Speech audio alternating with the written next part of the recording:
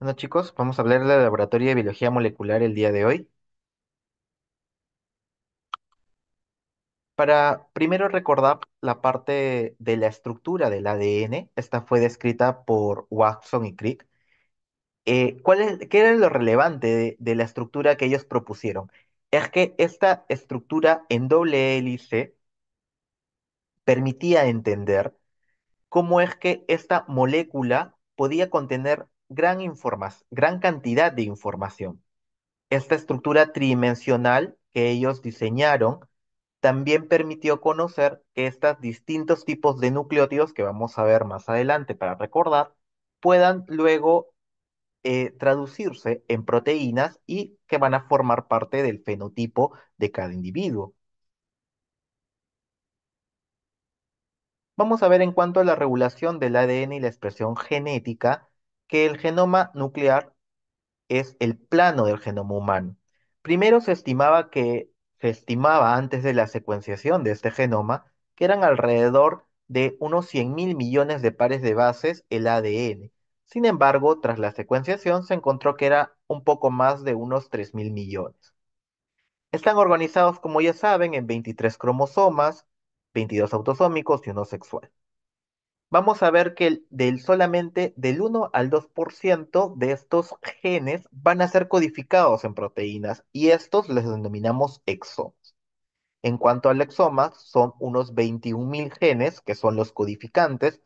Hablamos de codificantes porque se van a traducir en aminoácidos que van a formar luego las proteínas. Dentro de los genes codificantes, los exones que van a dar aminoácidos, tenemos también a los intrones que en realidad se van a eliminar y vamos a ver dos regiones reguladoras, una 5' y una 3'. El gen, habíamos visto que tiene los exones, tienen los intrones que van a ser regiones que no se van a codificar, sino se van a eliminar. Estas se van a enrollar bueno, alrededor de los histonas y luego van a formar parte de los cromosomas, ¿no? La unidad principal del ADN es el nucleótido. La diferencia, vamos a ver, dentro de cada nucleótido va a ser la base nitrogenada. Tenemos distintos tipos de base nitrogenada, dependiendo de la estructura química, la podemos dividir en las pirimídicas y las púricas. Entonces vamos a ver a la citosina, a la timina, el uracilo que forma parte de la ARN, y la adenina y la guanina dentro de los tipos de bases nitrogenadas que podemos encontrar. Otra diferencia que vamos a encontrar dentro de los ácidos nucleicos es el cambio de la pentosa, ¿no? Recordarán que la pentosa en el caso del ADN es una desoxirribosa, mientras que en el ARN es una ribosa. Otras diferencias entre el ADN y el ARN es la estructura, ¿no? En el caso del ADN está formado por una doble cadena, a diferencia del ARN que es una sola cadena. La ubicación también es diferente. El ADN se va a ubicar en el núcleo, mientras que el ARN se va a ubicar tanto en el núcleo como en el citoplasma. Ya hemos hablado del azúcar o la pentosa que forma parte de estos ácidos nucleicos y las bases nitrogenadas en cuanto a la diferencia del uracilo con la timina.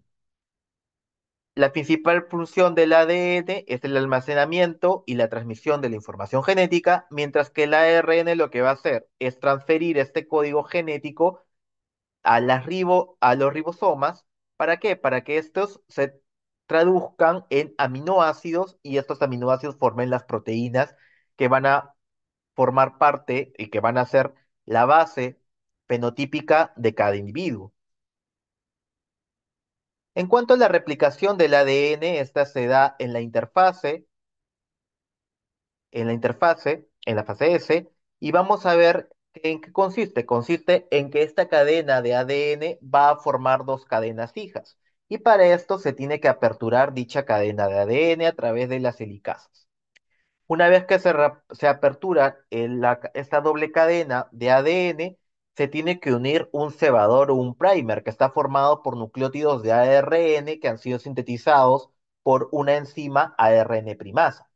Este primer va a ser el punto de partida para que el ADN polimerasa pueda poner de manera complementaria distintos tipos de nucleótidos, de manera complementaria a la base, a la cadena que busca replicar. Acá le estamos viendo a el enzima helicasa que va a realizar la apertura de la doble cadena. Luego vamos a ver a la ADN polimerasa que a través del primer que se ha colocado, que son nucleótidos de ARN, va a permitir la replicación del ADN colocando nucleótidos complementarios. Luego la topoisomerasa que va a permitir el reenrollamiento de esta cadena hija. El dogma central de la biología molecular, ustedes si lo recordarán, consiste en que este material genético, este ADN, primero se va a transcribir. ¿En qué se va a transcribir? En un AR mensajero, y esto va a darse a nivel del núcleo. Este ARN mensajero luego va a pasar a los ribosomas y es en el ribosoma donde se va a producir la traducción. Esta traducción de este ARN mensajero en nucleótidos y posteriormente van a generar las proteínas. ¿Por qué es importante esto? Importante porque dichas proteínas son las que van a tener la expresión fenotípica de distintos tipos de características y también pueden expresar alguna patología. Nosotros conocemos la estructura de una proteína normal. Al conocer la estructura de una proteína normal, sabemos qué aminoácidos forman dicha proteína. Al conocer dichos aminoácidos, podemos saber qué secuencia de nucleótidos ha dado origen a dicho aminoácido. Por ende, si yo conozco cuál es la secuencia normal que genera un aminoácido, puedo establecer de que si hay alguna alteración en dicha secuencia, por ende, una mutación, podrá generar una proteína patológica o anómala. Cuando hablamos de técnicas moleculares, nos referimos a toda prueba que usa un ácido nucleico, sea un ADN o un ARN, para poder realizar un estudio. ¿Cuál es la ventaja de una prueba molecular? Que es altamente sensible y específica, porque voy a evaluar una secuencia de una patología ya estudiada. Las técnicas moleculares son diversas. Tenemos la secuenciación, tenemos los Western blot, tenemos los PCRs con sus distintos tipos y los microarreglos o microarray. Nosotros ahora nos vamos a enfocar principalmente en el PCR, que es la técnica más utilizada. En cuanto a la aplicación de las técnicas moleculares, la mayoría se centran en la detección y la cuantificación de agentes de infección.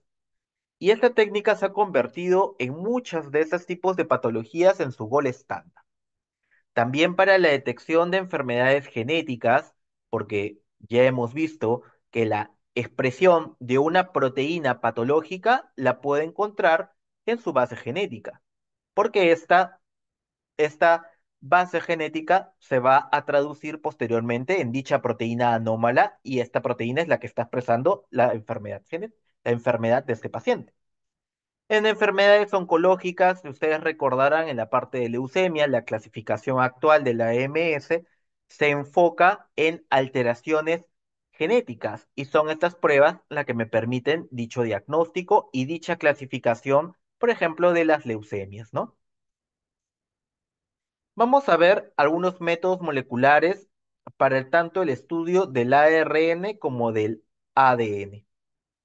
Primero, en cuanto a la terminología, tenemos las llamados NAT.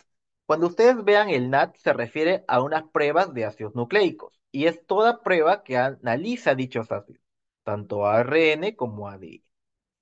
Y el PCR, no confunda una reacción de la cadena de la polimerasa con una proteína C reactiva.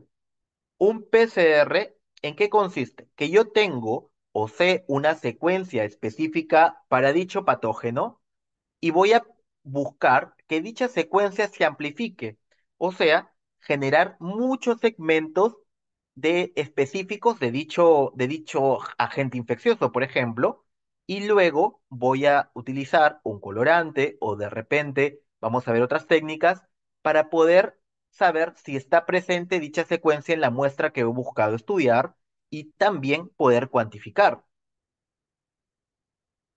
Otro término que van a ver es de la transcripción inversa del PCR o llamado RT-PCR. No hay que confundir un RT-PCR con Real-Time PCR. Cuando hablamos de RT-PCR, hablo de la reacción de transcripción inversa o retrotranscripción del ARN a ADN. Esta técnica, recordarán de repente el HIV que utiliza una transcriptasa reversa, ¿para qué? Para que su material genético, que es un ARN, se transforme en un ADN. Y es que las pruebas de PCR solamente pueden hacer un estudio en base a ADN. Entonces, si tengo un virus que es una hepatitis C, un HIV, necesito transformar su material genético, que es un ARN primero, en un ADN para posteriormente hacer la PCR. Otro término que tengo es el de la qPCR. Y la qPCR sí hace referencia al real time y es el PCR en tiempo real. El PCR en tiempo real tiene una gran ventaja que me permite la cuantificación. ¿Por qué? Voy a tener una Taq polimerasa, que lo vamos a ver más adelante, que tiene en una de sus partes una sustancia fluorescente. Entonces, después de cada ciclo, vamos a ver qué es un ciclo en el PCR, me va a permitir cuantificar o saber si esta sustancia fluorescente está emitiendo luz, que va a ser detectado por los distintos equipos. Esta emisión de luz se va a poder extrapolar en una cuantificación. Mientras más luz emita, en menos cantidad de ciclo, voy a poder extrapolar que tiene mayor concentración de la secuencia de estudio. Mientras más tiempo demore o menos luz emita, menos cantidad va a tener. Y si no emite luz, no hay la región que yo busco estudiar. Otro terminología importante que ustedes van a ver mucho cuando vean un resultado de las pruebas moleculares es el llamado CT o CQ. ¿Y qué es el CT? Es la cantidad de ciclos que va a requerir una prueba o un PCR para poder pasar el umbral y ser detectado.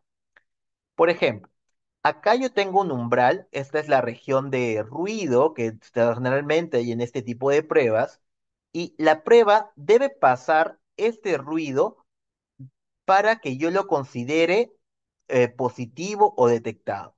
Y vemos, por ejemplo, que acá, que en el ciclo 20, porque en realidad depende del protocolo, pueden ser de 35, 38 ciclos, más menos, generalmente es un promedio de 33, 35 ciclos, vamos a ver que en este caso, a partir del ciclo 20, ha pasado esta zona de umbral y ha comenzado a amplificar y detectarse la presencia de un agente infeccioso, por ejemplo, o de la mutación que yo busco estudiar.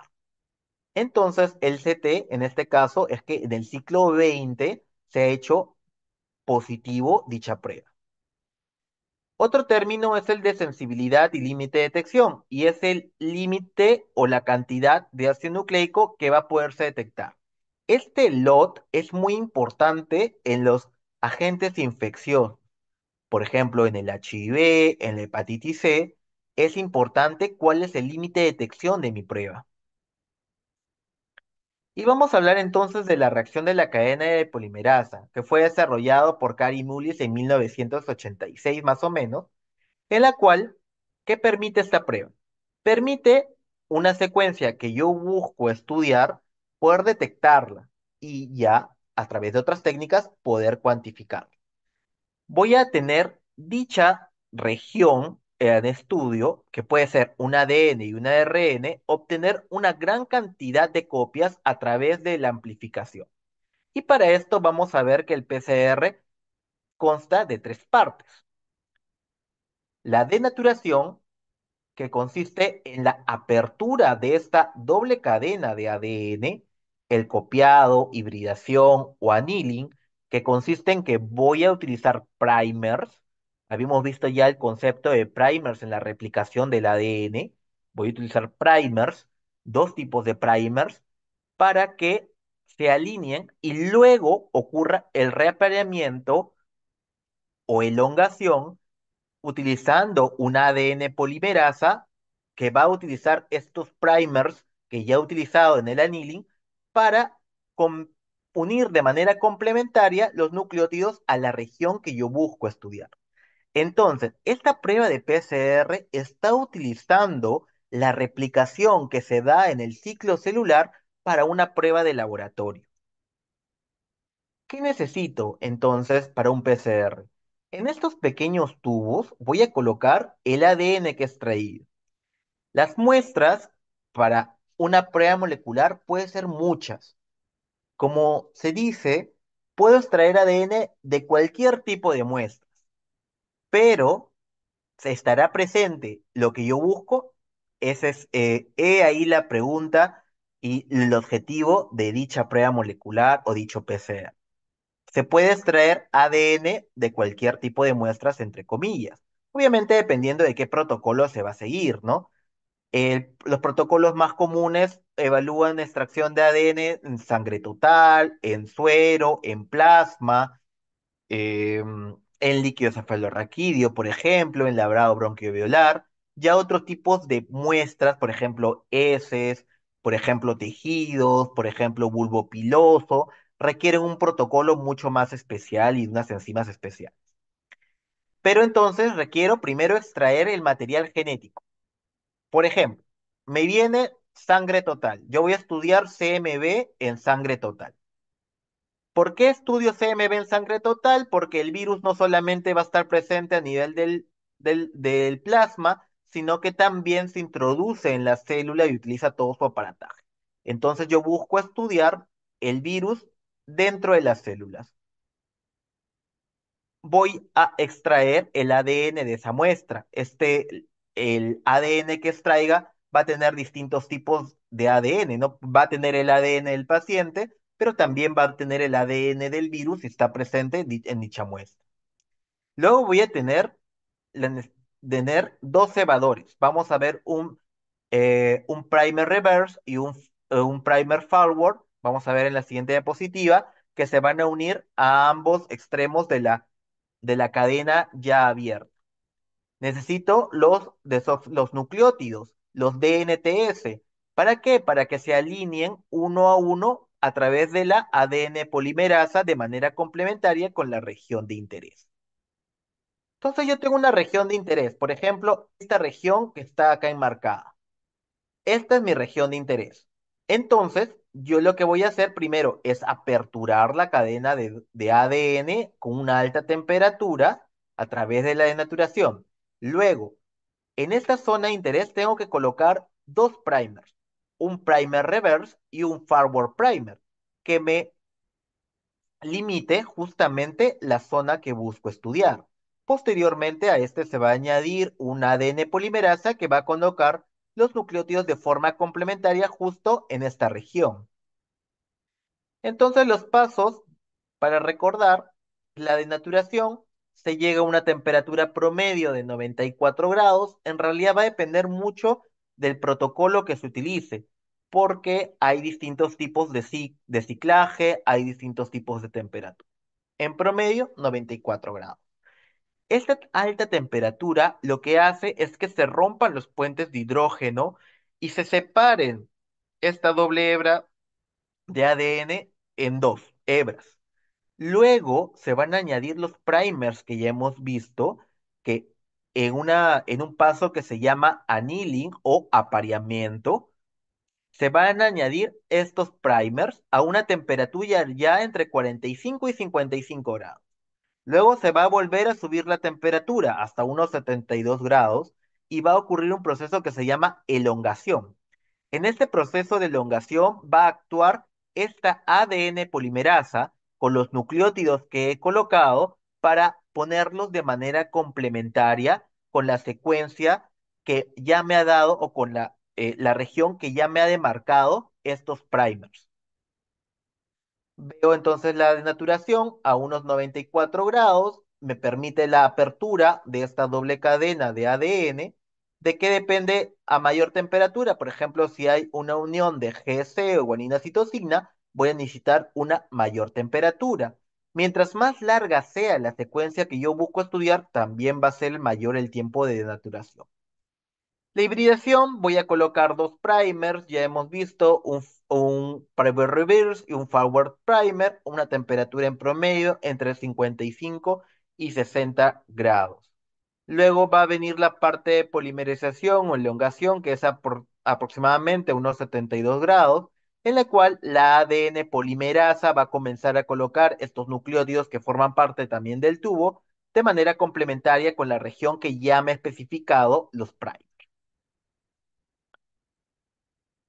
Esto es lo mismo, recuerden las tres secuencias de naturación, annealing y la parte de extensión por esta ADN polimerasa, ¿no?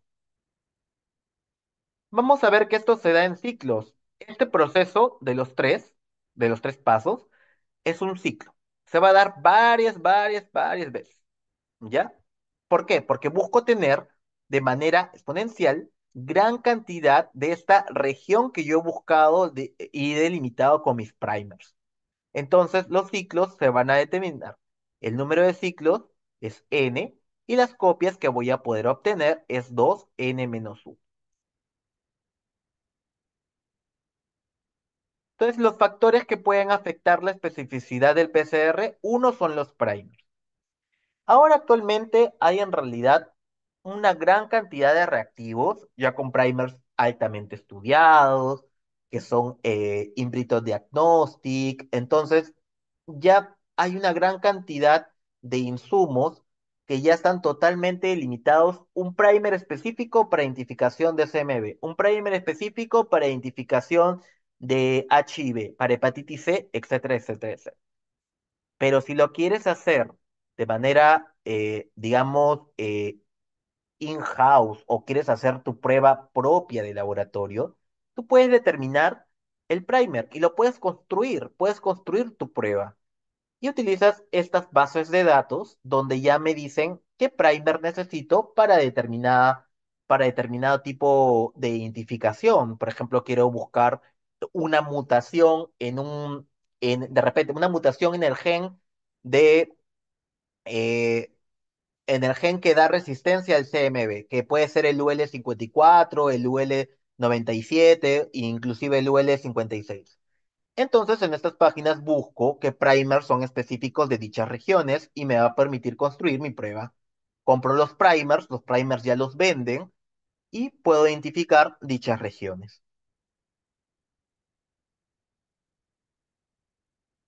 Otro que va a afectar es esta ADN polimerasa. El ADN polimerasa tiene que ser termoresistente porque han visto las temperaturas en las cuales se manejan los ciclajes. Esta ADN polimerasa justamente se descubrió en una bacteria termoresistente que permite realizar este PCR a altas temperaturas. Entonces, para recapitular, en el PCR voy a tener mi master mix. Hablo de master mix de los reactivos, los distintos reactivos. Tengo en este tubito mi Taq polimerasa, los primers, los nucleótidos, el ADN ya extraído y también necesito una sustancia buffer que generalmente es magnesio, ¿ya? Son distintos tubitos, ¿no? En cada uno de estos tubitos vamos a ver una muestra y en la cual le voy a colocar todos los reactivos, ¿no? Entonces yo tengo mi ADN de una muestra, de otra muestra, sí, y voy a añadir todos los demás componentes. Lo voy a colocar en estas máquinas. Estas máquinas se llaman termocicladores. Y estos termocicladores van a llevar a estos distintos tubos a las distintas temperaturas que ya hemos visto, ¿no? A la parte de naturación, a la parte de annealing y luego a la elongación. Y este, por ejemplo, está en unos 35 veces, unos 35 ciclos. Depende mucho del protocolo, pero en promedio son unos 33, 35 ciclos, hay algunos que son 38, más o menos. ¿Ya? Entonces están ya configurados. ¿Y qué me va a permitir esto? Me va a permitir la amplificación de mi región de interés. Luego, voy a tener el ADN ya amplificado. Luego tengo que saber, ¿hay ADN? ¿Y de qué tamaño es este ADN? Entonces puedo pasar luego a una electroforesis en gel de agarose. Recuerden que el ADN tiene una carga negativa. Ya han visto el concepto de electroforesis cuando han visto el seminario de mieloma múltiple, en el cual Distintas cargas van a viajar por este gel de agarosa. Entonces, al ser un ADN, va a tener una carga negativa. Va a ir, va a ir hacia el polo positivo. Y las distintas cargas me van a brindar distintos tipos de, de material dependiendo de su peso y de su tamaño. Yo voy a tener un marcador de ADN donde sé cada uno de los pesos ya conocidos y el resultado del PCR voy a poder identificar y extrapolar que, por ejemplo, este tiene 400 pares de bases y si ha sido una región de interés, saber si es o no dicha región que yo he buscado identificar.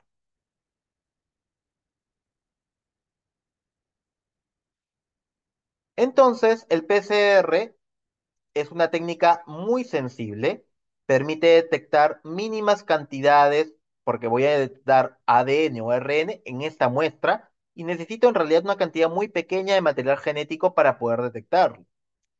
Y es muy útil para el diagnóstico entonces de más que nada de enfermedades infecciosas, pero también de mutaciones relacionadas a procesos oncológicos, por ejemplo.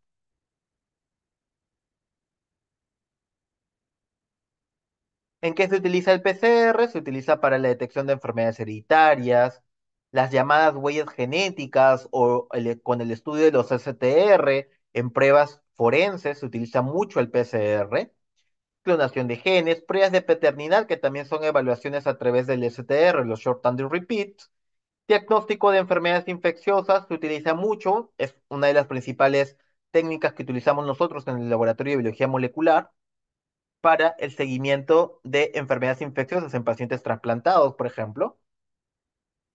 Y vamos a ver sus distintas variantes. Tenemos el PCR convencional o punto final. ¿Por qué se llama punto final? Porque yo recién puedo evaluar el resultado del PCR después de haber terminado todos los ciclos. Si programo 35 ciclos, recién al final del ciclo 35 puedo evaluar el resultado del ADN. Luego tengo el RT-PCR, que le habíamos dicho que es la transcripción reversa del PCR. Tenemos el qPCR o real time o PCR en tiempo real.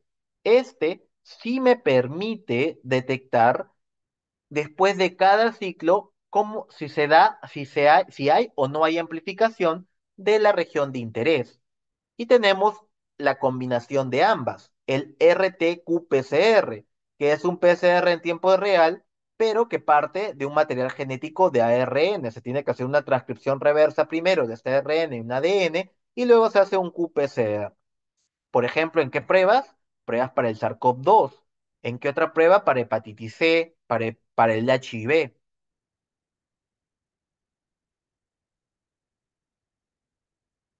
Entonces tenemos el RT-PCR, que es la reacción de cadena de la polimerasa con transcripción reversa. Ya les había mencionado que parto de un ARN, tengo que hacer una retrotranscripción para formar un ADN. Este ADN que está formándose a partir del ARN es un ADN complementario. Por eso es que es ADN sí. Se utiliza una enzima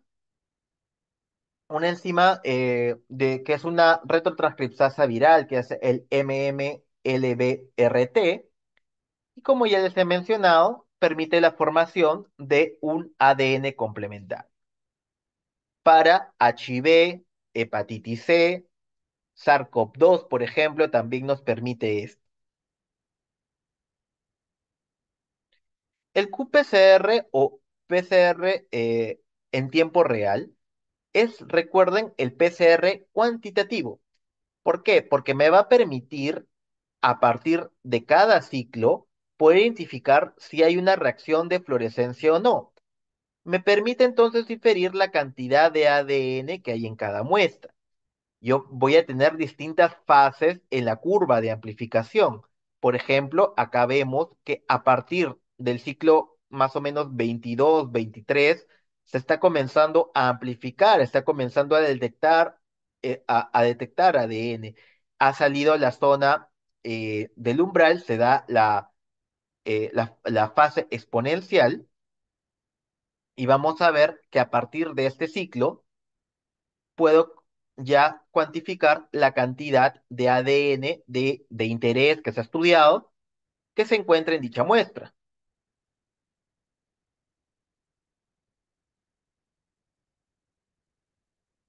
Vamos entonces para el qPCR necesitar una sonda especial o esta sonda que va a tener un marcador fluorescente, ¿ya? Es un primer marcado con un fluoróforo y puede ser también una sonda aparte. Puede ser parte del primer que se va a unir y vamos a ver que la ADN polimerasa va a liberarlo y va a generar luz. Entonces utilizamos marcadores fluorescentes. Generalmente vamos a ver, por ejemplo, esta sonda va a tener esta sustancia fluorescente que lo vemos con F y va a tener a su otro extremo una, una sustancia, una sonda que impida que este fluoróforo brille. Cuando la ADN polimerasa comienza a complementar, libera el fluoróforo, lo separa de este inhibidor. Entonces ya puede brillar y puede ser detectado por el equipo. Entonces, ¿qué requerimos?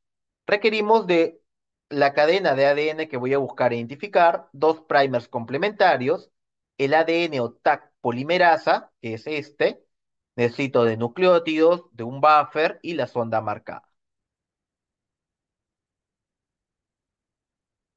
Entonces tengo mi tag molde, tengo mi ADN molde, mi primer específico, las reacciones y los nucleótidos para poder, eh, para poder poner la parte complementaria, ¿no?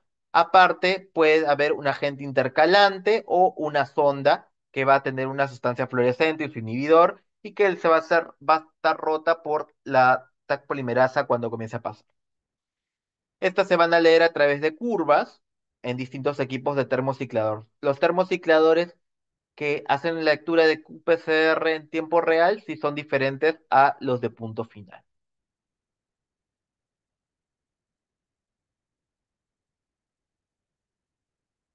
El PCR cuantitativo entonces me permite el diagnóstico de enfermedades infecciosas, también para neoplasias, para seguimiento, por ejemplo, para enfermedad mínima residual, puedo evaluar la presencia de una de mutación puntual en dichas células la cual es extraído ADN. Y en el caso del RT-qPCR, como les había mencionado, es la combinación del RT-PCR con el qPCR, ¿no?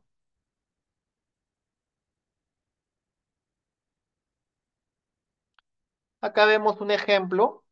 Este es un estudio de citomegalovirus por PCR en tiempo real. Miren la secuencia o el target que voy a buscar es el IE1. Entonces, este kit, por ejemplo, está validado para qué tipo de muestras, para líquido cefalorraquídeo, para plasma, para suero, para orina y para sangre total. En las pruebas moleculares, yo voy a tener distintos tipos de estándares y que también me van a servir de control. Vamos a ver que ese termociclador va a tener distintos canales de fluorescencia. Entonces va a haber un canal o un láser que lo reconozca un fluoróforo, otro láser que lo detecte otro fluoróforo. En el caso del CMB, esto es un ejemplo, vamos a tener dos canales de lectura, uno llamado FAN y uno llamado EX. En el FAN me va a permitir la lectura de la muestra y en el EX me va a permitir la lectura de un control interno. Entonces yo puedo extrapolar los resultados en base a estos dos para la detección del cytomegalovirus. Me dice que tiene que haber amplificación en FAN y tiene que haber amplificación en el control interno y esto lo considero un resultado válido y mi interpretación es que hay presencia de ADN del citomegalovirus en la muestra. Si el FAN es positivo, pero el control es negativo, también es válido y hay presencia de CMV. Estos casos se da cuando hay una gran cantidad de carga viral y también hay una inhibición del control interno. Tengo otras posibilidades de que no amplifique en el FAN, que es de la muestra, pero el control interno sí amplifique, también es un resultado válido y no hay presencia del citomegalovirus. Otro resultado es que no amplifique en FAN y que no amplifique en el control interno, mi resultado es inválido. Este es un ejemplo de un proceso de cargas virales que hacemos en el instituto. Vamos a ver acá que hay cuatro estándares. Estos estándares posteriormente me va a permitir la cuantificación del agente infeccioso. Son estándares que ya sé la cantidad de citomegalovirus que se puede detectar en dichos estándares. Entonces, me van a permitir conocer el logaritmo de cada uno de estos. ¿Ya? Yo ya sé también, o se sabe, el CT que va a obtener cada uno de estos. Obviamente se coloca en la corrida y me va a permitir, a partir de este CT y estos estándares, poder hacer la cuantificación de los demás virus. Tengo un control negativo y estas son las muestras que que se van a colocar. Por ejemplo, esta muestra, vamos a ver que en el FAN y en el EX, en ambos hay amplificación, vendría a ser el primer ejemplo, lo cual le hace válida la prueba, y vamos a ver que en el FAN, que es donde se hace la cuantificación del agente infeccioso, se ha detectado 310 copias, con un CT o un CQ de 33,47. Me indica entonces que en el ciclo 33 la máquina empezó a detectar fluorescencia. Esto a través de una fórmula se extrapola en 310 copias y un logaritmo de 2,49. Vamos a ver que el resultado que se le va a brindar al clínico es este. Vemos acá que tenemos una prueba de citomegalovirus en la cual la muestra ha sido de sangre total y se ha detectado un total de 51.554 unidades internacionales por ml. Esto es en logaritmos 4,71. El logaritmo es un término matemático que me indica el cambio en cargas virales, ¿ya?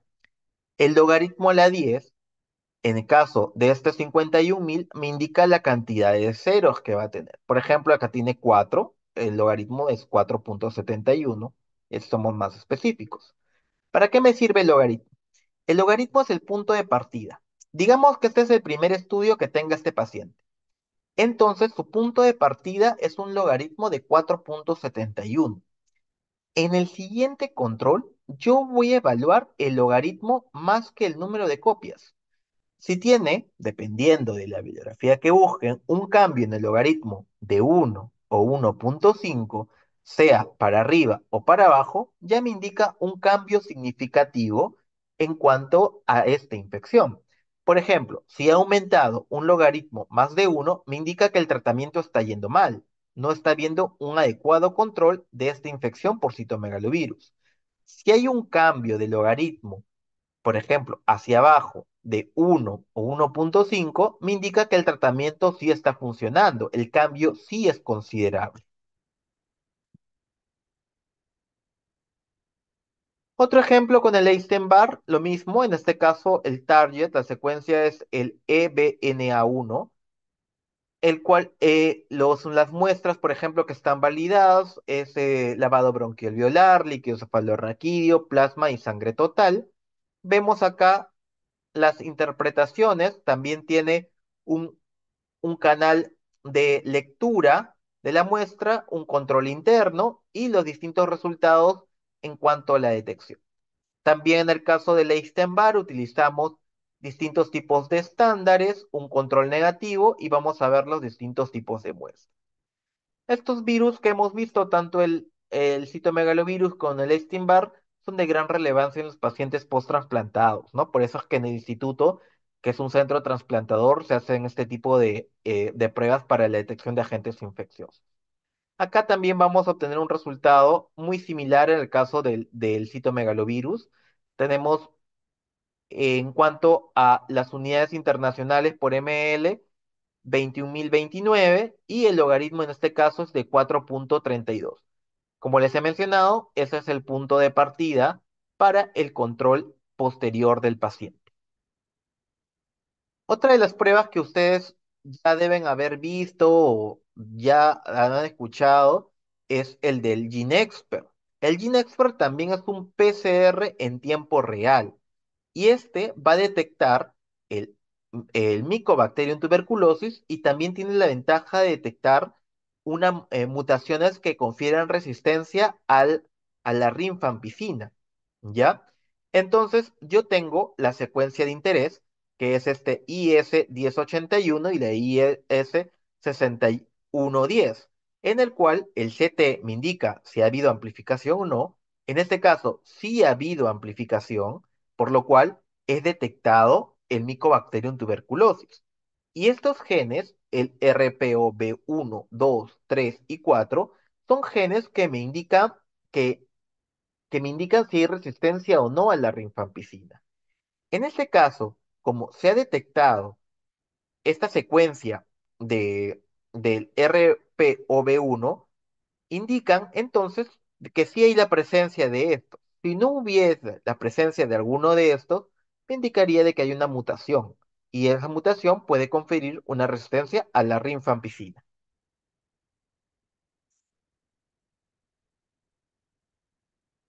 Otra técnica que la vamos a ver rápidamente es la de secuenciación. ¿En qué consiste en la secuenciación? Consiste en saber cada uno de los nucleótidos que forman parte de una región de interés, cada uno de estos nucleótidos. Esta secuenciación, para esto yo tengo que cortar el ADN en distintas partes y estas las tengo posteriormente que a través de un PCR amplificar para luego saber la secuencia, qué nucleótido va complementariamente a cada uno de estos. Estos eh, esta secuenciación, dentro de la técnica más utilizada y con la que nació, se llama la secuenciación por Sanger, en la cual utilizaba electroforesis. Primero se cortaba la región de interés, se amplificaba y luego a través de un gel se podía cuantificar la cantidad de bases y luego a través de nucleótidos marcados por reacciones enzimáticas se hacían 4 reacciones enzimáticas y con una región terminal de dicho nucleótido para poder establecer la secuencia. Actualmente es un proceso que ya se puede dar en un solo tubo, que se colocan los distintos nucleótidos con distintos tipos de marcadores y, por ejemplo, en una electroforesis en gel, perdón, en capilar, se va a poder saber la secuencia porque cada uno tiene un color, va a pasar el láser y va a detectar cada uno de los nucleótidos conforme se dé el paso del dicho material amplificado. Voy a poder conocer cada uno de los nucleótidos que se han colocado o que han sido amplificados, ¿no?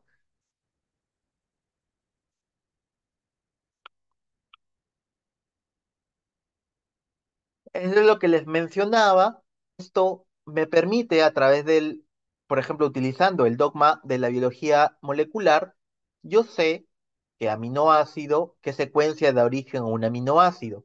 Si dicha secuencia de un aminoácido normal está alterada, me indica que va a formar un aminoácido patológico o un aminoácido mutante que puede generar una patología. Entonces, es con esta base que la secuenciación me permite detectar dichas patologías o alteraciones en el ADN que voy a buscar estudiar. Por ejemplo, en el instituto hacemos mutación del citomegalovirus. ¿Por qué? Porque hay mutaciones del citomegalovirus que le confieren resistencia a antivirales. Yo ya sé, ya por estudios, de que las mutaciones en el gen UL54, UL97 generan resistencia a CMV, resistencia a antivirales. Entonces son dichas regiones que tengo que estudiar. También se ha descrito de resistencia por la UL56, pero es menos frecuente. Entonces estudio las más frecuentes, la UL54 y la UL97. Entonces, tengo que secuenciar cada uno de los nucleótidos que forman parte de dichos genes y si encuentro una mutación en dicha secuencia, dicha mutación puede significar generar que este citomegalovirus genera una resistencia. Entonces, esta muestra ha sido secuenciada, se coloca en un software y me va a comenzar a leer cada uno de los nucleótidos. Por ejemplo, en este caso ha detectado una mutación. Esta mutación es la D413A y esta mutación se compara con una base de datos que ya está también enmarcada en dicho software y me indica, esta mutación ha sido identificada como resistente a Cidofovir y a, a ganciclovir. Entonces, ya está identificado que esta mutación confiere resistencia al cidofovir al ganciclovir. Y inclusive nos coloca la literatura, el artículo en la cual se describe dicha resistencia, pero que es sensible al foscarnet. En el caso del UL54, como es una región muy grande, tengo que cortarla en 4 partes y secuenciar cada parte por separado. Vemos la otra región del UL54, no encuentra mutaciones, todas son iguales a la, a la salvaje, igual en el caso de esta región del UL54 y esta región también del UL54 no hay mutaciones. Solamente encontró una mutación que sí está confiriendo resistencia. Se evalúa también el UL97, que es una región más corta, en la cual también se está encontrando una mutación que es la D6056. Esta es una mutación, pero dice que es una mutación que está asociada con polimorfismo. ¿Cuál es la diferencia entre mutación y polimorfismo? Que el polimorfismo está frecuente en más del 1%, mientras que la mutación es en menos del 1%. Y este polimorfismo que se ha encontrado, este polimorfismo sí se ha descrito, pero no confiere resistencia a ningún fármaco antiviral. Esas son las bibliografías que lo describen, inclusive dice que son sensibles al ganciclovir. Entonces el resultado que se ha sacado, este se hace a través de una secuenciación eh, por Sanger, se ha encontrado la mutación D413A, ya que es una mutación que confiere resistencia tanto al ganciclovir como al cidofovir. La bibliografía en la cual ya se describe dicha mutación y este nos permite encontrar la mutación por secuenciación. Bueno, chicos, eso fue la clase de laboratorio de biología molecular. Muchas gracias.